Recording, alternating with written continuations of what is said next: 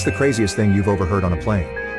1. I was sitting next to a father with his small child. The child wouldn't stop hopping around until the father said, "Sit still and be a good boy or the plane will crash because of you and we will end up dying." Never seen a kid so quiet before. 2. Pilot accidentally left the intercom switch on. The whole plane heard him say, "Ooh, that's weird." Nothing else. Plane took off amid varying levels of anxiety throughout the cabin. I'm here to tell the tale today, so thankfully it wasn't too weird. 3.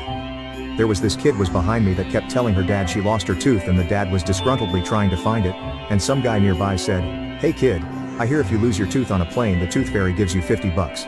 To which the dad replied, "Hey look sweetie, the tooth fairy decided to sit next to us on the plane."